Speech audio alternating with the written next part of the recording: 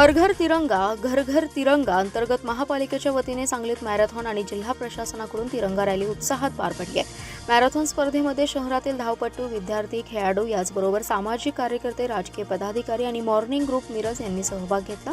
विश्रामबाग येथील क्रांतिसिंह नाना पाटील चौकातून आयुक्त शुभम गुप्ता यांनी तिरंगा सायकल रॅलीला तर उपायुक्त वैभव साबळे यांनी महापालिकेचा तिरंगा मॅरेथॉन स्पर्धेला झेंडा दाखवला। त्यानंतर मार्केट यार्ड, पुष्पराज चौक, राम मंदिर, काँग्रेस भवन मार्गे छत्रपती शिवाजी महाराज स्टेडियम येथे या तिरंगा सायकल रॅलीची सांगता झाली।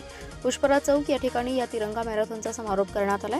या मॅरेथॉनला उत्स्फूर्त प्रतिसाद मिळाला। या तिरंगा मॅरेथॉन स्पर्धेत दीपक सूर्यवंशी, बिरू कोळेकर, वैभव पवार या 3 विजेत्यांना सन्मानित करण्यात आले। तसेच संभाजी काळेल, उद्धव पाटील, आशा फडणवीस या नामवंत धावपटूंनाही सन्मानित करण्यात आलं।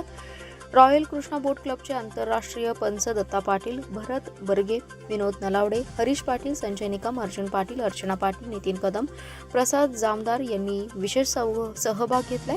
स्पर्धेचे परीक्षक म्हणून चित्रा शिंगाडे, शिरीन नईम शेख, मृता उबाळे यांनी काम पाहिलं।